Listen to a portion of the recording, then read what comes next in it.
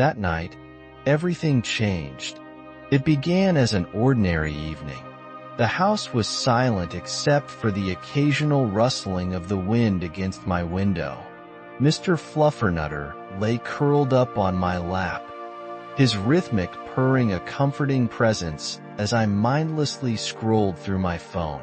The day had been stressful at work, and I felt restless, seeking something to ease my mind.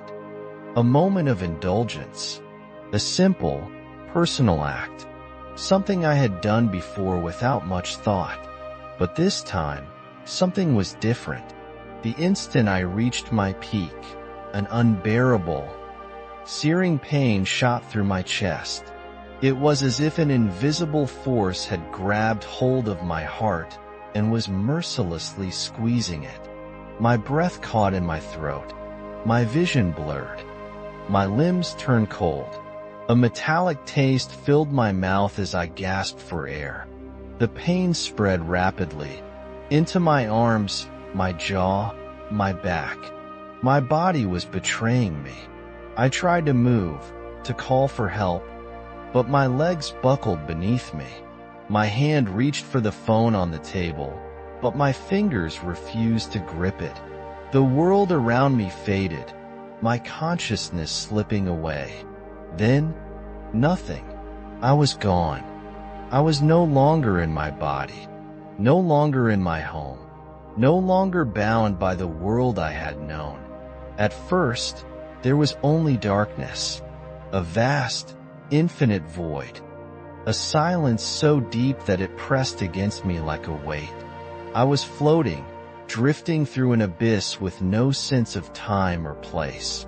A terrifying emptiness swallowed me whole. I had always believed that death was peaceful, a gentle transition, but this was the absence of everything. Then, from the distance, a light appeared, faint at first, a mere glimmer against the darkness, but it grew steadily, expanding until it was no longer just a light but a presence, radiant, overwhelming, pulsing with an energy I couldn't comprehend. It was neither cold nor hot, yet it seared into my soul with an intensity beyond human understanding. A voice called out to me, not with sound, but with power. It filled every part of my being, reverberating through me as if my very essence was responding to it. Alara. I couldn't speak, but the voice understood my thoughts. It was a presence of love, of authority, of something so vast and uncontainable that it defied explanation. I am the one you have sought, the Alpha and the Omega, the beginning and the end. God. I was standing, though I had no physical form, before the Creator of all things. A presence of indescribable majesty, power, and justice. And in that moment, I knew with a certainty that burned through my soul. I was not ready to stand in His presence. My life flashed before me, not in a series of memories, but in stark, undeniable truth. Every thought, every action, every intention laid bare before Him. I saw my kindness, my generosity, but I also saw my pride, my doubts, my sins. The choices I had made, the times I had justified my actions, the moments I had turned away from His voice, thinking I knew better. Then I saw them, the creatures, shadows lurking in the background of my life, watching, whispering. They had been there all along, feeding my doubts, my desires, my sins. Twisted beings, their faces a grotesque reflection of deception. They had been subtle, patient, planting seeds of darkness in the smallest of ways, through temptation, through pride, through the belief that I was in control. The voice thundered, "You have been deceived." I trembled.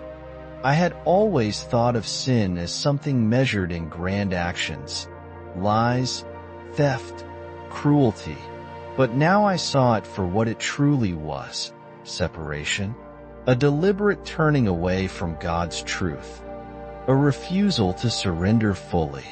My breath, or what felt like breath, shuddered within me.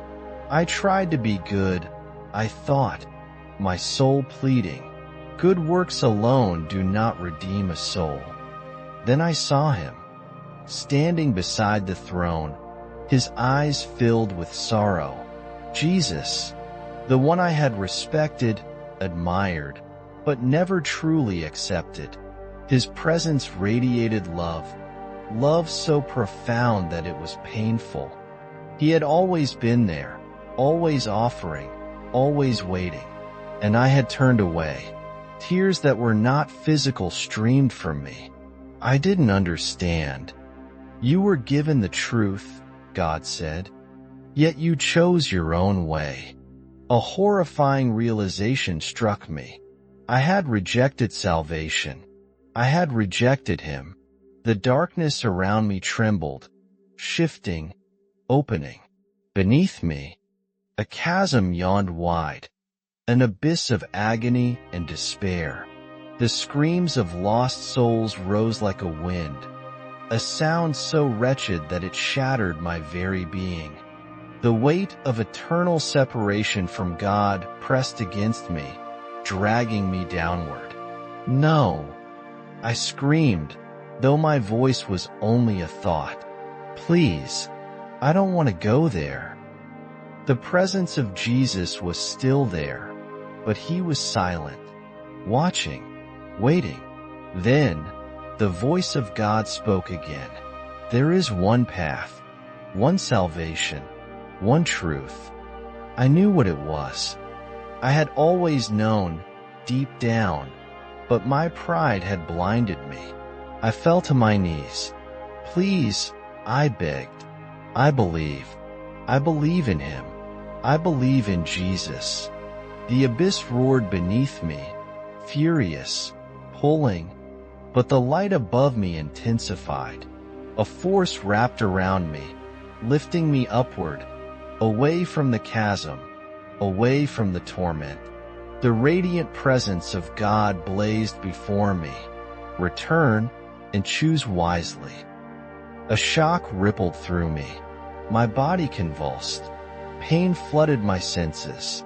A strangled gasp escaped my lips as my eyes flew open. I was back, lying on my living room floor, drenched in sweat, my heart pounding violently in my chest. The scent of burnt ozone lingered in the air, and my hands trembled uncontrollably. Mr. Fluffernutter sat nearby, his green eyes wide with terror, his meows frantic. He had seen something, felt something. I was alive, but I had not returned unchanged. The truth burned within me, undeniable. I had been given a second chance. I had seen the reality of sin, the deception of darkness, the unimaginable love of Christ, and the terrifying consequences of rejecting him. My life was no longer my own. I had been pulled from the edge of the abyss, and I knew what I had to do. I had to find the truth. I had to follow the path. I had to live for him, no matter the cost.